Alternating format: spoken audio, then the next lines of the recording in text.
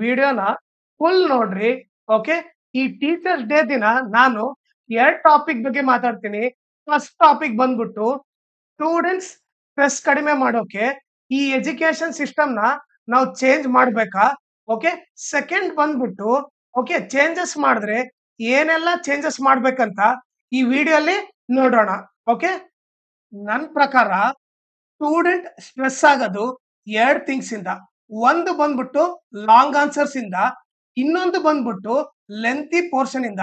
ನೀವು ನೋಡಿದ್ರೆ mid term exam ಅಲ್ಲಿ ಮತ್ತೆ ಫೈನಲ್ ಎಕ್ಸಾಮ್ ಅಲ್ಲಿ ಪೋರ್ಷನ್ ಲೆಂಥಿ ಇರುತ್ತೆ. ಓಕೆ. ಲೆಂಥಿ ಪೋರ್ಷನ್ ಇದ್ದಾಗ ಹುಡುಗರು ಬಹಳ ಸ್ಟ್ರೆಸ್ ಆಗ್ತಾರೆ. ಈ ಲಾಂಗ್ ಆನ್ಸರ್ಸ್ ಇಂದ ಏನೇನ್ ಪ್ರಾಬ್ಲಮ್ ಕ್ರಿಯೇಟ್ ಆಗುತ್ತೆ ನೋಡೋಣ. ಓಕೆ. ನಾನೊಂದು ಎಕ್ಸಾಂಪಲ್ ತಗೊಂತೀನಿ. ಓಕೆ. ಅನ್ಕೊಳ್ಳೋಣ ಒಂದು 10 ಲೈನ್ಸ್ ಆನ್ಸರ್ ಇದೆ ಅನ್ಕೊಳ್ಳೋಣ. ಓಕೆ. 10 ಲೈನ್ಸ್ ಆನ್ಸರ್ ಇದೆ. ಇದನ್ನ ಆವರೇಜ್ ಸ್ಟೂಡೆಂಟ್ ಯಾವ ತರ ಓದ್ತಾನೆ ನೋಡೋಣ. ಓಕೆ. ನಾನೇನ್ ಮಾಡ್ತೀನಿ, ಒಂದು ಆವರೇಜ್ ಸ್ಟೂಡೆಂಟ್ ತಗೊಂತೀನಿ ಹಂಗೆ. ಓಕೆ. ಸೊ ಆವರೇಜ್ ಸ್ಟೂಡೆಂಟ್ ಏನ್ ಮಾಡ್ತಾನೆ, ಓಕೆ, ಒಂದು ಸಪರೇಟ್ ರೂಮ್ ಅಲ್ಲಿ ಹೋಗ್ತಾನೆ. ಓಕೆ. ರೂಮ್ ಅಲ್ಲಿ ಹೋಗ್ಬಿಟ್ಟು ಸ್ಟಡಿ ಮಾಡ್ತಾನೆ. ಓಕೆ. ಸೊ ಅವ್ನ್ ರೂಮ್ ಅಲ್ಲಿ ಸ್ಟಡಿ ಮಾಡ್ಬೇಕಾದ್ರೆ ಈ 10 ಲೈನ್ಸ್ ಆನ್ಸರ್ ಓದಕ್ಕೆ ಅವ್ನ್ ಪರ್ಫೆಕ್ಟ್ ಆಗಿ ಓದ್ಬೇಕಂದ್ರೆ ಮಿನಿಮಮ್ 20 ಮಿನಿಟ್ಸ್ ಬೇಕು.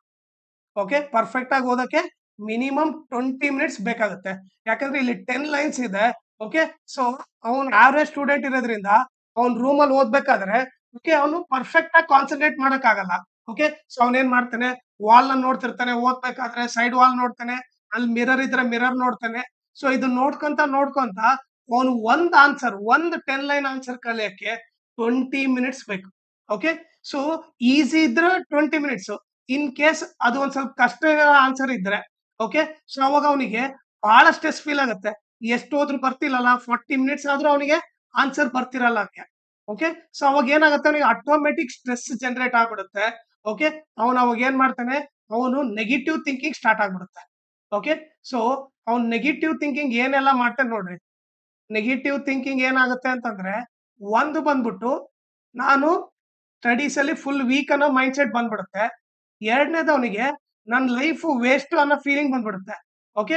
ಇದು ಓದಕ್ ಆಗ್ತಿಲ್ಲ, ನನ್ನ ಲೈಫ್ ವೇಸ್ಟ್ ಅನ್ನೋ ಫೀಲಿಂಗ್ ಬಂದ್ಬಿಡುತ್ತೆ. ಓಕೆ. ಆಮೇಲೆ ಮೂರನೇದು ಬಂದ್ಬಿಟ್ಟು ಅವನು ಅಳಕ್ ಸ್ಟಾರ್ಟ್ ಮಾಡ್ಬಿಡ್ತಾನೆ. ಓಕೆ. ಸೊ ಅವನು ಈ ಆನ್ಸರ್ ಬರ್ತಿಲ್ಲ ಅಂತ ಹೇಳಿ ಸ್ಟ್ರೆಸ್ ಆಗಿ ಅವನು ಅಳಕ್ ಶುರು ಮಾಡ್ತಾನೆ. ಕೆಲವರಾದ್ರೆ ಪೇರೆಂಟ್ಸ್ ಹತ್ರ ಕೂಡ ಶೇರ್ ಮಾಡ್ತಾರೆ, ನನಗೆ ಸ್ಟ್ರೆಸ್ ಆಗ್ತಾ ಇದೆ, ನನಗೆ ಓದಕ್ ಆಗ್ತಿಲ್ಲ ಅಂತ ಹೇಳಿ. ಕೆಲವರು ಅವ್ರ ಮೈಂಡ್ ಅಲ್ಲೇ ಇಟ್ಕೊಂಡು ಓಕೆ, ಸೊ ಅವ್ರು ಅದನ್ನ ಹಂಗೆ ಓದಕ್ ಟ್ರೈ ಮಾಡ್ತಾರೆ. ಬಟ್ ನೀವು ನೋಡಿದ್ರೆ ಜಸ್ಟ್ ಒಂದು ಆನ್ಸರ್ 20 ಮಿನಿಟ್ಸ್ ಅಂದ್ರೆ ಜಸ್ಟ್ ಇಮ್ಯಾಜಿನ್ ಮಾಡ್ರಿ, ಒಂದು 10 ಆನ್ಸರ್ಸ್ ಆ ತರ ಇದ್ದು ಅನ್ಕೊಳ್ರಿ. 10 ಇಂಟು 20 ಮಾಡಿದ್ರೆ ಆಲ್ಮೋಸ್ಟ್ ಏನಿಲ್ಲ ಅಂದ್ರು 200 minutes. So nothing but 3 hours, almost 3 hours. Okay. So 3 hours ಬೇಕು ಒಂದು 10 ಕ್ವಶನ್ಸ್ ಈ ತರ ಓದಕ್ಕೆ. ಓಕೆ. ಸೊ ಆಮೇಲೆ ಆಯ್ತು ಕಷ್ಟ ಬಿದ್ದು ಓದ್ರು, ಈ ಲಾಂಗ್ ಆನ್ಸರ್ಸ್ ಇಂದ ಏನಾದ್ರೂ ಉಪಯೋಗ ಇದೆನಾ? ಓಕೆ. ಸೊ ಏನು ಉಪಯೋಗ ಇಲ್ಲ ಮುಂದೆ ಫ್ಯೂಚರ್ ಅಲ್ಲಿ. ನೀವು ಎಕ್ಸಾಂಪಲ್ ಅನ್ಕೊಳ್ರಿ. ಓಕೆ. ಇವತ್ತು ಎಕ್ಸಾಮ್ಸ್ ಬರ್ದ್ರಿ. ಓಕೆ. ನಾನ್ ನಿಮಗೆ 2 ಡೇಸ್ ಬಿಟ್ಟು ಅದೇ ಲಾಂಗ್ ಆನ್ಸರ್ಸ್ ಕೇಳಿದ್ರೆ ನೀವು ಆನ್ಸರ್ ಮಾಡಕ್ ಆಗಲ್ಲ. ಓಕೆ. ಸೊ ಆ ಲಾಂಗ್ ಆನ್ಸರ್ಸ್ ಇಂದ ನಮ್ಗೆ ಎಲ್ಲಿ ಉಪಯೋಗ ಆಗಲ್ಲ. ಓಕೆ. ಸೊ ಇದು ಇಟ್ಕೊಂಡು ಏನ್ ಅಡ್ವಾಂಟೇಜ್ ಇದೆ ಅನ್ನೋ ನನಗೂ ಅರ್ಥ ಆಗ್ತಿಲ್ಲ. ಆಮೇಲೆ ನಮ್ಮ ಎಜುಕೇಶನ್ ಸಿಸ್ಟಮ್ ಹೆಂಗಿದೆ ಅಂದ್ರೆ, ಕಲಿಬೇಕು, ಆಮೇಲೆ ಎಕ್ಸಾಮ್ ಬರಿಬೇಕು, ಆಮೇಲೆ ಮರ್ತು ಬಿಡ್ಬೇಕು. ಓಕೆ. ಸೊ ಇದೇ ಪ್ಯಾಟರ್ನ್ ಅಲ್ಲಿ ಹೋದ್ರೆ ಇನ್ ಫ್ಯೂಚರ್ ಅಲ್ಲಿ ನಾವು ಇದು ಏನು ನೆನ್ಪಿಟ್ಕೊಂಡಿಲ್ಲ ಅಂದ್ರೆ ಸುಮ್ನೆ ಈಗ ಮಾರ್ಕ್ಸಿಗೋಸ್ಕರ ನಾವು ಸ್ಟಡಿ ಮಾಡ್ದಂಗೆ, ಅದು ಬಿಟ್ಟು ಇನ್ನೇನು ಉಪಯೋಗ ಇಲ್ಲ. ಓಕೆ. ಸೊ ಈ ಲಾಂಗ್ ಆನ್ಸರ್ಸ್ ಇಂದ ಸುಮ್ನೆ ಸ್ಟ್ರೆಸ್ ಕ್ರಿಯೇಟ್ ಆಗುತ್ತೆ. ಓಕೆ. ಇದು ಆವರೇಜ್ ಸ್ಟೂಡೆಂಟ್. ಅದೇ ಡಲ್ಲರ್ ಆಗ್ಬಿಟ್ರೆ ಅದೇ ಡಲ್ಲರ್ ಆಗ್ಬಿಟ್ರೆ ಅವ್ನ್ ಏನ್ ಮಾಡ್ತಾನೆ, ಅವ್ನು ಓದೋದೇ ಇಲ್ಲ. ಲಾಂಗ್ ಆನ್ಸರ್ಸ್ ನನ್ ಕೈಯಲ್ಲಿ ಓದಕ್ ಆಗಲ್ಲ, ಬರೇ ಪಾಸಿಂಗ್ ಮಾರ್ಕ್ಸ್ ಅಂತ ಹೇಳಿ ಬರೇ 35 ಮಾತ್ರ ಅವ್ನು ಯೋಚನೆ ಮಾಡ್ತಾನೆ. ಓಕೆ. ಇಲ್ಲಾಂದ್ರೆ ಅವ್ನು ಫೇಲ್ ಕೂಡ ಆಗ್ಬಿಡ್ಬೋದು. ಅವ್ನ ಫ್ಯೂಚರ್ ಜಸ್ಟ್ ಲಾಂಗ್ ಆನ್ಸರ್ಸ್ ಇಂದ ಹೋಗ್ಬಿಡುತ್ತೆ. ಓಕೆ. ಅವ್ನ ಫ್ಯೂಚರ್ ಅವ್ನೇನ್ ಡಿಸೈಡ್ ಆಗ್ಬಿಡ್ತಾನೆ, ಲಾಂಗ್ ಆನ್ಸರ್ ಓದಕ್ ಆಗಲ್ಲ, ನಾನು ಎಜುಕೇಶನ್ ಅನ್ಫಿಟ್ ಅಂತ ಹೇಳ್ಬಿಟ್ಟು ಅವ್ನು ಫೇಲ್ಯೂರ್ ಆಗ್ಬಿಡ್ತಾನೆ. ಸೊ ಈ ಲಾಂಗ್ ಆನ್ಸರ್ಸ್ ಇಂದ ನಾವ್ ಹೆಂಗ್ ಡಿಸೈಡ್ ಮಾಡಕ್ಕಾಗುತ್ತೆ ಒಂದ್ ಹುಡುಗ ಫೇಲ್ಯೂರಾ ಇಲ್ಲ ಪಾಸ್ ಅಂತ ಹೇಳ್ಬಿಟ್ಟಂಗೆ. ಓಕೆ. ಸೊ ಈ ಲಾಂಗ್ ಆನ್ಸರ್ಸ್ ತೆಗೆಯೋದು ಬಹಳ ಇಂಪಾರ್ಟೆಂಟ್ ಆಗುತ್ತೆ. ಓಕೆ. ಈ ಲಾಂಗ್ ಆನ್ಸರ್ಸ್ ಸುಮ್ನೆ ಸ್ಟ್ರೆಸ್ ಕೊಡುತ್ತೆ. ಆಮೇಲೆ ಇಷ್ಟು ಸ್ಟ್ರೆಸ್ ತಗೊಂಡು ಮುಂದೆ ಫ್ಯೂಚರ್ ಅಲ್ಲಿ ಎಲ್ಲಿ ಯೂಸ್ ಇಲ್ಲ. ನೀವೇ ಅರ್ಥ ಮಾಡಿ, 10th ಅಲ್ಲಿ ಓದಿದ್ದು ಓಕೆ, ನೀವು ಜಾಬ್ ಮಾಡ್ಬೇಕಾದ್ರೆ ಎಲ್ಲಿ ಅದನ್ನ ಯಾರು ಕೇಳಲ್ಲ. ಯಾವ ಇಂಟರ್ವ್ಯೂ ಅಲ್ಲೂ ಲಾಂಗ್ ಆನ್ಸರ್ಸ್ ಕೇಳಲ್ಲ. ಓಕೆ. ನಿಮ್ ನಾಲೆಜ್ ನೋಡ್ತಾರೆ. ಓಕೆ. ಅವ್ರ ಇಂಟರ್ವ್ಯೂ ತಗೊಂತಾರೆ ಹಂಗೆ. ಓಕೆ. ನಿಮ್ಗೆಲ್ಲ ನಾಲೆಜ್ ಇದ್ರೆ ತಗೊಂತಾರೆ. ಬಟ್ ಈ ಲಾಂಗ್ ಆನ್ಸರ್ ಇಂದ ನಾಲೆಜ್ ಬರುತ್ತಾ? 100% ಇಲ್ಲ. ಯಾಕಂದ್ರೆ ಮ್ಯಾಕ್ಸಿಮಮ್ 90% ಇಂಡಿಯಾ ಅಲ್ಲಿ ಓಕೆ ಏನ್ ಮಾಡ್ತಾರೆ ಮ್ಯಾಕ್ಸಿಮಮ್ ಬ್ಯಾಟ್ ಹಾಕ್ತಾರೆ. ಓಕೆ ಸೊ ಬ್ಯಾಟ್ ಹಾಕ್ದಾಗ ಏನಾಗುತ್ತಂದ್ರೆ ನಮ್ ಬ್ರೈನ್ ಎಕ್ಸಾಮ್ ಇರೋವರೆಗೆ ತಲೆಲಿರುತ್ತೆ. ಎಕ್ಸಾಮ್ ಮುಗಿದ ತಕ್ಷಣ ನಾವೇನೋ ಮಾಡ್ತೀವಿ ಮರ್ತು ಬಿಡ್ತೀವಿ. ಓಕೆ ಸೊ ಇದರಿಂದ ಈ ಲಾಂಗ್ ಆನ್ಸರ್ಸ್ ಇಂದ ಈ ಬರೇ ಏನಂದ್ರೆ ಹುಡುಗರಿಗೆ ಸ್ಟ್ರೆಸ್ ಕ್ರಿಯೇಟ್ ಆಗುತ್ತೆ. ಇದರಿಂದ ಏನು ಅಡ್ವಾಂಟೇಜ್ ಇಲ್ಲ. ಓಕೆ ಸೊ ನನ್ನ ಪ್ರಕಾರ ಈ ಲಾಂಗ್ ಆನ್ಸರ್ಸ್ ತೆಗಿಬೇಕು. ಓಕೆ ಸೊ ಫಸ್ಟ್ ಈ ಲಾಂಗ್ ಆನ್ಸರ್ಸ್ ಇಂದ ಇಷ್ಟು ಸ್ಟ್ರೆಸ್ ಕ್ರಿಯೇಟ್ ಆಗುತ್ತೆ. ಓಕೆ ಸೊ ಇದು ಬಂದ್ಬಿಟ್ಟು ನಂದು ಫಸ್ಟ್ ಪಾಯಿಂಟ್. ಓಕೆ ಈಗ ನೆಕ್ಸ್ಟ್ ಸೆಕೆಂಡ್ ಪಾಯಿಂಟ್ ಏನಂತ ನೋಡೋಣ. ನಮ್ದು ಸೆಕೆಂಡ್ ಪಾಯಿಂಟ್ ಬಂದ್ಬಿಟ್ಟು ಲೆಂಥಿ ಪೋರ್ಷನ್, ಎಸ್ಪೆಷಲಿ ಯಾವಾಗ final exam, mid term exam ಇದ್ದಾಗ. ಓಕೆ ಈಗ ನೀವು ಸಿಚುವೇಶನ್ ತಗೊಳ್ರಿ, ಫೈನಲ್ ಎಕ್ಸಾಮ್ ಇದ್ದಾಗ ಓಕೆ ಎಷ್ಟು ಲೆಸನ್ಸ್ ಇರ್ತವೆ? 12 ಲೆಸನ್ಸ್ ಇರುತ್ತೆ. ಓಕೆ ಒಂದೊಂದು ಸಬ್ಜೆಕ್ಟ್ ಮಿನಿಮಮ್ ಏನಿಲ್ಲ ಅಂದ್ರೆ 12 ಲೆಸನ್ಸ್ ಇರುತ್ತೆ. 12 ಲೆಸನ್ಸ್ ಓದ್ಬೇಕು ಅವನು. ಓಕೆ ಸೊ ಈಗ ಎಕ್ಸಾಮ್ ಟೈಮ್ ಟೇಬಲ್ ಹೆಂಗಿರುತ್ತೆ? ಓಕೆ ಇದು ಮಂಡೇ ಅನ್ಕೊಳ್ಳೋಣ. ಓಕೆ ಸೊ ಮಂಡೇ ಒಂದು ಎಕ್ಸಾಮ್ ಇರುತ್ತೆ, ಟ್ಯೂಸ್ಡೇ ಒಂದು ಎಕ್ಸಾಮ್ ಇರುತ್ತೆ. ಓಕೆ ನೀವು ಜಸ್ಟ್ ಇಮ್ಯಾಜಿನ್ ಮಾಡ್ರಿ, ಮಂಡೇ ಅವನು 11ಗೆ ಹೋಗ್ಬಿಟ್ಟು 2 o'clock ಎಕ್ಸಾಮ್ ಮುಗಿಸ್ಕೊಂಡು ಬಂದ. ಓಕೆ ಅವ್ನು ನೆಕ್ಸ್ಟ್ ಡೇ 11ಗೆ ಮತ್ತೆ ಇನ್ನೊಂದು ಎಕ್ಸಾಮ್ಗೆ ರೆಡಿ ಆಗ್ಬೇಕು. ಓಕೆ ಸೊ ಈಗ ನೀವೇ ನೋಡ್ರಿ, ಇಲ್ಲಿ 2 o'clock. ಸೊ 2 o'clock ಇಂದ ಅವ್ನು ನೈಟ್ 10 o'clock ವರೆಗೆ ಹೋದ್ರು ಎಷ್ಟಾಯ್ತು? ಓಕೆ 8 hours ಆಯ್ತು. ಓಕೆ ಅವ್ನು ಬೆಳಿಗ್ಗೆ 6 ಎದ್ರು. ಓಕೆ ಆಯ್ತು 10 ವರೆಗೆ ಹೋದ್ರು ಕೂಡ ಎಷ್ಟು? 4 hours. ಸೊ ಎಷ್ಟಾಯ್ತು? 8 + 4 12 hours. ಸೊ ಜಸ್ಟ್ ಇಮ್ಯಾಜಿನ್ ಮಾಡಿ, 12 hours ಅಲ್ಲಿ 12 ಲೆಸನ್ಸ್ ಓದ್ಬಿಟ್ಟು ಅವ್ನು ಎಕ್ಸಾಮ್ ಬರಿಬೇಕು. ಸೊ ಲಿಟ್ರಲಿ ಇದು ಪಾಸಿಬಲ್ ಅಲ್ಲ ಹಂಗೆ. ಓಕೆ ಅನ್ಲೆಸ್ ನೀವು ಮೊದಲೇ ಪ್ರಿಪೇರ್ ಆಗಿರ್ಬೇಕು. ಆಮೇಲೆ ಲೈಕ್ ನಿಮ್ ಮೆಮೊರಿ ಪವರ್ ಸಿಕ್ಕಾಪಟ್ಟೆ ಸ್ಟ್ರಾಂಗ್ ಇರ್ಬೇಕು. ಓಕೆ ಅಲ್ಲಿವರೆಗೆ ಚಾನ್ಸ್ ಇಲ್ಲ. ಈ 12 hours ಅಲ್ಲಿ 12 ಲೆಸನ್ಸ್ ಅಂದ್ರೆ ಲೈಕ್ ಅದು ಜೋಕ್ ಅಲ್ಲ.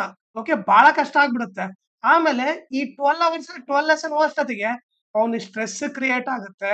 ಓಕೆ ಆಮೇಲೆ ಅವ್ನು ಏನ್ ಮಾಡ್ತಾನೆ ಅಂದ್ರೆ ಅವನಿಗೆ ಹೆಡ್ಡೇಕ್ ಬರಕ್ ಸ್ಟಾರ್ಟ್ ಆಗುತ್ತೆ. ಓಕೆ ನಾನು ಎಷ್ಟೋ ಜನ ಹುಡುಗರನ್ನ ನೋಡಿದೀನಿ. ಓಕೆ ಸೊ ಅವ್ರು ಓದ್ಬೇಕಾದ್ರೆ ಒಂದ್ ಕೈಯಲ್ಲಿ ಜಂಡು ಬಾಂಬ್ ಇಟ್ಕೊಂಡು ತಲೆ ತಿಕ್ಕೊಂತ ಓದ್ತಾರಂಗೆ. ಓಕೆ ಅಷ್ಟು ಸ್ಟ್ರೆಸ್ ಕ್ರಿಯೇಟ್ ಆಗುತ್ತೆ. ಕೆಲವರಾದ್ರೆ ಅಳ್ತಾ ಇರ್ತಾರೆ. ಓಕೆ ನೀವು ನೋಡಿದ್ರೆ ಮ್ಯಾಕ್ಸಿಮಮ್ ಫೈನಲ್ ಎಕ್ಸಾಮ್ಗೆ ಓಕೆ ನಮ್ಮ ಇಂಡಿಯಲ್ಲಿ 50% ಹುಡುಗರು ಅತ್ತೆ ಅಳ್ತಾರೆ. ಯಾಕಂದ್ರೆ ನನಗೆ ಓದಕ್ ಆಗ್ತಿಲ್ಲ, ನಾನು ಓದಿದ್ ನೆನಪಿರಲ್ಲ. ಯಾಕಂದ್ರೆ 12 ಲೆಸನ್ ಓದಾಗ ಎಷ್ಟು ನೆನ್ಪಿಟ್ಕೊಳಕ್ಕಾಗುತ್ತೆ? ಓಕೆ ಪ್ರಾಕ್ಟಿಕಲಿ ಇವೆಲ್ಲ ಏನು ಕೆಲವರಿಗೆ ಮಾತ್ರ ಪಾಸಿಬಲ್, ಎಲ್ಲರಿಗೂ ಪಾಸಿಬಲ್ ಅಲ್ಲ. ನಾವು ಎಲ್ಲರನ್ನ ಕೌಂಟ್ ಅಲ್ಲಿ ಇಟ್ಕೋಬೇಕು. ಬಟ್ ಅದನ್ನ ಮಾಡ್ತಾ ಇಲ್ಲ. ಈಗ 12 ಅವರ್ಸಿಗೆ 12 ಲೆಸನ್ ಓದಿ ಅವ್ನು ನೆಕ್ಸ್ಟ್ ಡೇ ಎಕ್ಸಾಮ್ ಬರಿಬೇಕಂದ್ರೆ ಓಕೆ ಸೊ ಅವ್ನಿಗೆ ಬಹಳ ಕಷ್ಟ ಆಗುತ್ತೆ. ಸ್ಟ್ರೆಸ್ ಮೇಲೆ ಸ್ಟ್ರೆಸ್ ಆಗುತ್ತೆ. ಓಕೆ ಕೆಲವರಾದ್ರೆ ಈ 12 ಲೆಸನ್ ಅಲ್ಲಿ ಅವ್ನು ಆಟೋಮೆಟಿಕ್ ಏನ್ ಬಿಡು ಒಂದ್ 5 ಲೆಸನ್ ಓದಿದ್ರೆ ಪಾಸ್ ಆಗ್ಬೋದು ಅಂತ ಬರೀ 5 ಲೆಸನ್ ಓದ್ತಾನೆ. ಇನ್ 7 ಲೆಸನ್ ಅವ್ನು ಓದಲ್ಲ ಅಂದ್ಮೇಲೆ ಅಂದ್ರೆ ಈ 7 ಲೆಸನ್ ಮೇಲೆ ಅವ್ನಿಗೆ ನಾಲೆಜ್ ಇಲ್ಲ ಅಂತ ಅರ್ಥ. ಓಕೆ ಅವನಿಗೆ ನಾಲೆಜ್ ಇಲ್ಲ ಅಂತಂದ್ರೆ ಮುಂದೆ ಫ್ಯೂಚರ್ ಅಲ್ಲಿ ಯಾವ ತರ ಬದುಕ್ತಾನೆ? ಓಕೆ ಸೊ ಆಮೇಲೆ ಈ ಎಕ್ಸಾಮ್ ಕಂಡಕ್ಟ್ ಮಾಡೋದ್ರಿಂದ ಏನು ಉಪಯೋಗ ಆಯ್ತು? ಓಕೆ ಈ 7 ಲೆಸನ್ಸ್ ಬಿಟ್ರೆ ಸೊ ಅವ್ನು ಓದೋದಿಲ್ಲ ಅಂದ್ಮೇಲೆ ಆ 7 ಲೆಸನ್ಸ್ ಓದಿಲ್ಲ ಅಂದ್ರೆ ಓಕೆ ಸೊ ಅದರಿಂದ ನಾಲೆಜ್ ಬಂದಿಲ್ಲ. ನಾಲೆಜ್ ಬಂದಿಲ್ಲ ಅಂದ್ರೆ ಮುಂದೆ ಫ್ಯೂಚರ್ ಅಲ್ಲಿ ಅವನಿಗೆ ಇಂಟರ್ವ್ಯೂ ಕ್ರಾಕ್ ಮಾಡಕ್ಕಾಗ್ಲಿ ಲೈಕ್ ಈ ಟಾಪಿಕ್ ಮೇಲೆ ಏನಿದೆನೋ ಅವನು ಅದ್ರ ಮೇಲೆ ವರ್ಕ್ ಮಾಡಕ್ಕಾಗಲ್ಲ. ಸೊ ಇವೆಲ್ಲ ನೋಡ್ತಿದ್ರೆ ಈ ಫೈನಲ್ ಎಕ್ಸಾಮ್ಗೆ ಇಷ್ಟಿಷ್ಟು ಪೋರ್ಷನ್, ಮಿಡ್ ಟರ್ಮ್ ಎಕ್ಸಾಮ್ಗೆ ಇಷ್ಟಿಷ್ಟು ಪೋರ್ಷನ್ ಇಟ್ರೆ ಹುಡುಗರಿಗೆ ಸ್ಟ್ರೆಸ್ ಬಿಟ್ರೆ ಬೇರೆ ಏನು ಅಡ್ವಾಂಟೇಜ್ ಇಲ್ಲ. 100% ಯಾಕಂದ್ರೆ ಇಷ್ಟಿಷ್ಟು ಓದ್ಬಿಟ್ಟು ಮುಂದೆ ಯಾರು ಕೇಳಲ್ಲ ಇಂಟರ್ವ್ಯೂ ಅಲ್ಲಿ.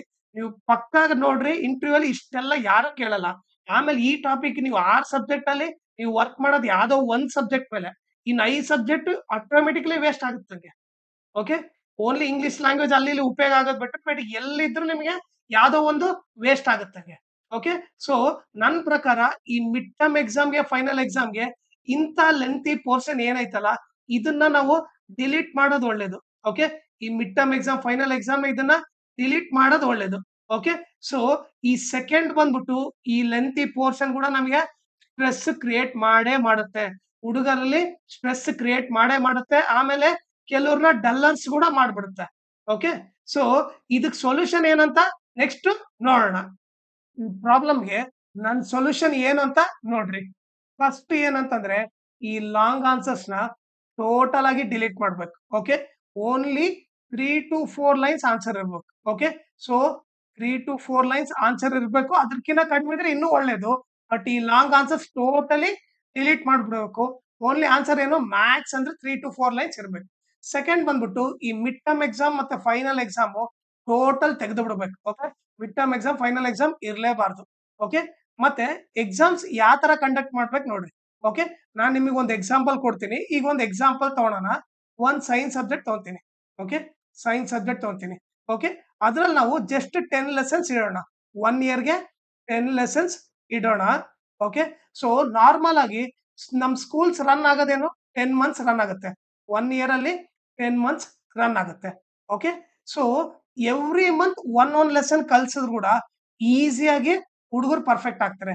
ಈಗ ನೋಡ್ರಿ ಓಕೆ, ಫಸ್ಟ್ ಮಂತ್ ಅಲ್ಲಿ ಓಕೆ 10 ಡೇಸ್ ಅಲ್ಲಿ ಲೆಸನ್ ಕಂಪ್ಲೀಟ್ ಮಾಡ್ಲಿ, ಆಮೇಲೆ 10 ಡೇಸು ರಿವೈಸ್ ಮಾಡ್ಲಿ, ಆಮೇಲೆ 6 ಡೇಸು ಓಕೆ, ಆಮೇಲೆ 6 ಡೇಸು 6 ಎಕ್ಸಾಮ್ಸ್ ಇಟ್ಬಿಡ್ಲಿ.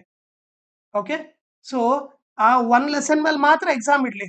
ಓಕೆ. ಈ 6 ಡೇಸ್ ಅಲ್ಲಿ ಈ 1 ಲೆಸನ್ ಏನ್ ಕಲ್ಸಿರ್ತಾರಲ್ಲ ಈ ಮಂತ್ ಅಲ್ಲಿ ಓಕೆ, ಈ 10 ಡೇಸ್ ಅಲ್ಲಿ ಯಾವ ಲೆಸನ್ ಮಾಡಿರ್ತಾರೋ ಓಕೆ, ಅದ ಲೆಸನ್ನ ಇನ್ನೊಂದು 10 ಡೇಸ್ ರಿವಿಷನ್ ಮಾಡ್ಬಿಟ್ಟು ಓಕೆ, ಆ ಲೆಸನ್ ಬಗ್ಗೆ ಈ 6 ಡೇಸ್ ಅಲ್ಲಿ ಎಕ್ಸಾಮ್ ಇಟ್ಬಿಡ್ಬೇಕು. ಓಕೆ. ಎಲ್ಲಾ ಸಬ್ಜೆಕ್ಟ್ ಇದೇ ತರ ಮಾಡ್ಬಿಟ್ಟು 6 ಡೇಸ್‌ಗೆ 6 ಸಬ್ಜೆಕ್ಟ್ ಎಕ್ಸಾಮ್ಸ್ ಇಟ್ಬಿಟ್ರೆ ಓಕೆ, 1 ಮಂತ್ ಅಲ್ಲಿ ಓಕೆ, ಸೊ ಎಲ್ಲಾ ಎಕ್ಸಾಮ್ಸ್ ಕಂಪ್ಲೀಟ್ ಆಯ್ತು. ಆ 10 ಡೇಸ್ ಅಲ್ಲಿ ರಿವಿಷನ್ ಆಯ್ತು. ಫಸ್ಟ್ 10 ಡೇಸ್ ಅಲ್ಲಿ ಲೆಸನ್ ಮುಗ್ದಿರ್ತತೆ. ಇನ್ನೊಂದು 10 ಡೇಸ್ ಅಲ್ಲಿ ರಿವೈಸ್ ಆಗುತ್ತೆ. ಓಕೆ. ಇನ್ನು 6 ಡೇಸ್ ಅಲ್ಲಿ ಏನು ಆಟೋಮೆಟಿಕ್ಲಿ ನಾವೇನು ಎಕ್ಸಾಮ್ಸ್ ಕಂಡಕ್ಟ್ ಮಾಡ್ಬಿಟ್ಟು ಓಕೆ, ಅವ್ರ ಲೆಸನ್ ಎಷ್ಟು ಸ್ಕೋರ್ ಮಾಡಿದಾರೆ ಅಂತ ಹೇಳ್ಬೋದು. ಓಕೆ. ಒಂದು ಪರ್ಟಿಕ್ಯುಲರ್ ಲೆಸನ್ ಅಲ್ಲಿ ಓಕೆ, ಒಂದು ಪರ್ಟಿಕ್ಯುಲರ್ ಲೆಸನ್ ಅಲ್ಲಿ ಎಷ್ಟು ಮಾರ್ಕ್ಸ್ ಸ್ಕೋರ್ ಮಾಡಿದಾರೆ ಅಂತ ಹೇಳ್ಬೋದು. ಓಕೆ. ಸೊ ಇದೇ ರೀತಿ ನೋಡ್ರಿ ಸೆಕೆಂಡ್ ಮಂತ್ ಬಂತು. ಅವಾಗ ಸೆಕೆಂಡ್ ಲೆಸನ್ ಸ್ಟಾರ್ಟ್ ಮಾಡ್ಬೇಕು. ಓಕೆ. ಸೆಕೆಂಡ್ ಲೆಸನ್ ಸೇಮ್ ಇದೇ ಕತೆ. 10 days lesson, 10 days revision, 6 days exam. Okay. ಈಗ ಮಾಡಿದ್ರೆ ಮತ್ತೆ ಸೆಕೆಂಡ್ ಲೆಸನ್‌ಗೆ ಎಷ್ಟು ಮಾರ್ಕ್ಸ್ ಬರುತ್ತೋ ಅಷ್ಟು ಬರ್ಕೊಂಡ್ಬಿಡ್ಬೇಕು. ಓಕೆ. ಸೊ ಇದೇ ತರ ಎವ್ರಿ ಮಂತ್ ಮಾಡ್ಬೇಕು. ಮತ್ತೆ ಈಗ ಫಸ್ಟ್ ಲೆಸನ್ ಮುಗಿದ್ಮೇಲೆ ಈ ಎಕ್ಸಾಮ್ಸ್ ಮತ್ತೆ ಇಡಬಾರ್ದು. ಫಸ್ಟ್ ಲೆಸನ್ ಮೇಲೆ ಮತ್ತೆ ಎಕ್ಸಾಮ್ ಇಡಬಾರ್ದು. ಮುಗೀತು. ಫಸ್ಟ್ ಮಂತ್ ಅಲ್ಲೇ ಮುಗೀತು. ಸೆಕೆಂಡ್ ಲೆಸನ್ ಅಲ್ಲಿ ಸೆಕೆಂಡ್ ಮಂತ್ ಎಂಡ್ ಅಲ್ಲಿ ಅದನ್ನ ಮುಗಿಸ್ಬಿಡ್ಬೇಕು. ಮತ್ತೆ ಸೆಕೆಂಡ್ ಲೆಸನ್ ಎಕ್ಸಾಮ್ ಇಡಬಾರ್ದು. ಓಕೆ. 1 ಮಂತಿಗೆ 1 ಲೆಸನ್ ಮುಗಿದ್ಮೇಲೆ ಆ ಲೆಸನ್ ಮತ್ತೆ ಮುಟ್ಟಕ್ ಹೋಗ್ಬಾರ್ದು. ಯಾಕಂದ್ರೆ ಈ 10 ಡೇಸ್ ರಿವೈಸ್ ಮಾಡಿರೋದ್ರಿಂದ ಅವ್ನು ಪರ್ಫೆಕ್ಟ್ ಆಗಿರ್ತಾನೆ. ಮತ್ತೆ ಅದನ್ನ ಅಗ್ಲಗ್ಲ ಇಡೋದು ಚೆನ್ನಾಗಿರಲ್ಲ. ಓಕೆ. ಸೊ ಈ ತರ ಮಾಡಿದ್ರೆ 10 ಮಂತ್ಸ್ ಅಲ್ಲಿ ಅವನು ಎಲ್ಲಾ ಲೆಸನ್ನು 10 ಲೆಸನ್ಸು ಪರ್ಫೆಕ್ಟ್ ಆಗಿರ್ತಾನೆ. ಆಮೇಲೆ 3 ಟು 4 ಲೈನ್ಸ್ ಇರೋದ್ರಿಂದ ಆನ್ಸರ್ ಮ್ಯಾಕ್ಸಿಮಮ್ ಸೊ ಅವ್ನು ಈಸಿಯಾಗಿ ಕಲಿತಾನೆ. ಓಕೆ. ಇವನ್ ಡಲ್ಲರ್ ಆಗಿದ್ರು ಕಲಿತಾನೆ, ಟಾಪರ್ ಆಗಿದ್ರು ಕಲಿತಾನೆ, ಆವರೇಜ್ ಸ್ಟೂಡೆಂಟ್ ಇದ್ರು ಕಲಿತಾನೆ. ಓಕೆ. ಅವನು ಖುಷಿಯಿಂದ ಕಲಿತಾನೆ. ಓಕೆ. ಸೊ ಎಲ್ಲರೂ ಟಾಪರ್ ಕ್ಯಾಟಗರಿಯಲ್ಲಿ ಬರ್ತಾರೆ. ಅವಾಗ ಎಲ್ಲರೂ ಖುಷಿಯಿಂದ ಕಲಿತಾರೆ. ಆಮೇಲೆ ಅವ್ರಿಗೆ ಎಕ್ಸ್ಟ್ರಾ ಟೈಮ್ ಉಳಿಯುತ್ತೆ. ಆ ಎಕ್ಸ್ಟ್ರಾ ಟೈಮ್ ಅಲ್ಲಿ ಅವರು ಮ್ಯೂಸಿಕ್ ಕ್ಲಾಸು, ಇಲ್ಲಾಂದ್ರೆ ಡ್ಯಾನ್ಸ್ ಕ್ಲಾಸು, ಇಲ್ಲಾಂದ್ರೆ ಸ್ಪೋರ್ಟ್ಸು ಅದಕ್ಕೆಲ್ಲ ಅವ್ರು ಇಂಪಾರ್ಟೆನ್ಸ್ ಕೊಡ್ಬೋದು. ಸೊ ಎಲ್ಲದಕ್ಕೂ ಅವ್ರು ಇಂಪಾರ್ಟೆನ್ಸ್ ಕೊಡ್ಬೋದು. ಎಲ್ಲಕ್ಕಿಂತ ಹೆಚ್ಚೇನಂದ್ರೆ ಹುಡುಗರಿಗೆ ಸ್ಟ್ರೆಸ್ ಅನ್ನೋದು ಇರೋದಿಲ್ಲ. ಸ್ಟ್ರೆಸ್ ಅನ್ನೋದು ಟೋಟಲ್ ಆಗಿ ಹೋಗ್ಬಿಡುತ್ತೆ. ಅವ್ರು ಸ್ಕೂಲಿಗೆ ಖುಷಿಯಾಗಿ ಬರ್ತಾರೆ, ಖುಷಿಯಾಗಿ ಹೋಗ್ತಾರೆ. ಓಕೆ. ಯಾಕಂದ್ರೆ 10 ಡೇಸ್ ಇಲ್ಲೇ ರಿವೈಸ್ ಮಾಡೋದ್ರಿಂದ ಸ್ಕೂಲಲ್ಲೇ 10 ಡೇಸ್ ಅಲ್ಲಿ ಅವ್ರು ಕಲ್ತು ಬಿಡ್ಬೋದು ಆ ಲೆಸನ್ ಎಲ್ಲ. ಓಕೆ. ಸೊ ಅವ್ರಿಗೆ ಈಸಿ ಆಗ್ಬಿಡುತ್ತೆ. ಈ 6 ಡೇಸ್ ಅಲ್ಲಿ ಆರಾಮಾಗಿ ಎಕ್ಸಾಮ್ ಬರ್ದ್ಬಿಡ್ತು. ಯಾವ್ದೇ ರೀತಿ ಸ್ಟ್ರೆಸ್ ಇರಲ್ಲ. ಆ ಹುಡುಗರು ಹ್ಯಾಪಿಯಾಗಿರ್ತಾರೆ. ಓಕೆ. ಸೊ ಹುಡುಗರು ಏನಾಗ್ತಾರೆ ಹ್ಯಾಪಿಯಾಗಿರ್ತಾರೆ. ಓಕೆ. ಟೀಚರ್ಸ್ ಮೇನ್ ಏಮ್ ಏನು? ಟೀಚರ್ಸ್ ಮೇನ್ ಏಮ್ ಬಂದ್ಬಿಟ್ಟು ಎಜುಕೇಟ್ ಮಾಡೋದು ಹೊರ್ತು ಫೇಲ್ ಮಾಡೋದಲ್ಲ. ಸೊ ನಾವು ಎಜುಕೇಟ್ ಮಾಡೋಣ. ಓಕೆ. ಸೊ ಅದು ಬೆಟರ್ ವೇ ಅಲ್ಲಿ ಎಜುಕೇಟ್ ಮಾಡೋಣ. ಅವ್ರಿಗೆ ಸ್ಟ್ರೆಸ್ ಕೊಟ್ಟು ಎಜುಕೇಶನ್ ಬೇಡ. ವಿಥೌಟ್ ಸ್ಟ್ರೆಸ್ಸು ಅವ್ರಿಗೆ ಎಜುಕೇಟು ಮಾಡೋಣ, ಹ್ಯಾಪಿಯಾಗಿರೋಕ್ ಬಿಡೋಣ, ಬೇರೆ ಆಕ್ಟಿವಿಟಿಯಲ್ಲೂ ಇನ್ವಾಲ್ವ್ ಆಗ್ಬಿಡೋಣ. ಅವ್ರ ಲೈಫ್‌ನ ಎಂಜಾಯ್ ಮಾಡ್ಬೇಕು. ಓಕೆ. ಸೊ ಈ ತರ ಇದ್ರೆ ಅವ್ರು ಎಂಜಾಯ್ ಮಾಡ್ತಾರೆ. ಆಮೇಲೆ ಸ್ಕೂಲ್ ಮೇಲೆ ಅವ್ರಿಗೆ ಒಳ್ಳೆ ರೆಸ್ಪೆಕ್ಟ್ ಇರುತ್ತೆ. ಎಜುಕೇಶನ್ ಮೇಲೆ ರೆಸ್ಪೆಕ್ಟ್ ಇರುತ್ತೆ. ಓಕೆ. ಸೊ ನನ್ ಪ್ರಕಾರ ಈ ಸೊಲ್ಯೂಷನ್ ವರ್ಕೌಟ್ ಆಗತ್ತೆ ಅನ್ಸುತ್ತೆ. ಸೊ ಇದು ನನ್ ಸೊಲ್ಯೂಷನ್. ಓಕೆ. ಇವೆರಡನ್ನ ಓವರ್‌ಕಮ್ ಮಾಡೋಕೆ ಇದೇ ಬೆಸ್ಟ್ ಸೊಲ್ಯೂಷನ್. ಸೊ ದಟ್ ಅವ್ರ್ ಸ್ಟ್ರೆಸ್ ಅನ್ನೋದು ಬರೋದೇ ಇಲ್ಲ ಅವ್ರಿಗೆ. ಓಕೆ. ಸ್ಟ್ರೆಸ್ ಅನ್ನೋದು ಆ ವರ್ಡ್ ಡಿಕ್ಷನರಿಯಿಂದನೇ ತೆಗ್ದು ಬಿಡ್ಬೋದು. ಓಕೆ. ಸ್ಟೂಡೆಂಟ್ ಲೈಫಲ್ಲಿ ಸ್ಟ್ರೆಸ್ ಅನ್ನೋ ವರ್ಡ್ ಮೀನಿಂಗೇ ತೆಗ್ದು ಬಿಡ್ಬೋದು. ಓಕೆ. ಸೊ ಅಷ್ಟು ಈಸಿಯಾಗಿ ಮಾಡ್ಬೋದು. ಓಕೆನಾ? ಈ ವಿಡಿಯೋನ ಮ್ಯಾಕ್ಸಿಮಮ್ ಶೇರ್ ಮಾಡ್ರಿ ನಿಮ್ ಫ್ರೆಂಡ್ಸ್‌ಗೆ, ಟೀಚರ್ಸ್‌ಗೆ ಮತ್ತೆ ಪೇರೆಂಟ್ಸ್‌ಗೆ. ಯಾಕಂದ್ರೆ ಈ ವಿಡಿಯೋ ನೋಡ್ಬಿಟ್ಟು ಯಾರಿಗೋ ಇದು ಎಜುಕೇಶನ್ ಸಿಸ್ಟಮ್ ಇಷ್ಟ ಆಗ್ಬಿಟ್ಟು ಓಕೆ, ಇದೇ ಎಜುಕೇಶನ್ ಸಿಸ್ಟಮ್ ಇಂಪ್ಲಿಮೆಂಟ್ ಮಾಡಿದ್ರೆ ಓಕೆ ಎಲ್ಲರಿಗೂ ಹೆಲ್ಪ್ ಆಗುತ್ತೆ. ಸೊ ಅದಕ್ಕೋಸ್ಕರ ಈ ವಿಡಿಯೋನ ಮ್ಯಾಕ್ಸಿಮಮ್ ಶೇರ್ ಮಾಡ್ರಿ. ಆಮೇಲೆ ನಿಮ್ ಒಪಿನಿಯನ್‌ನ ಕಮೆಂಟ್ ಮಾಡ್ರಿ. ಓಕೆ. ಆಮೇಲೆ ಏನಾದ್ರೂ ಬೇರೆ ಸಜೆಷನ್ ಇದ್ರೆ ಅದನ್ನ ಕೂಡ ಈ ಕಮೆಂಟ್ ಸೆಕ್ಷನ್ ಅಲ್ಲಿ ನೀವು ಕಮೆಂಟ್ ಮಾಡ್ರಿ.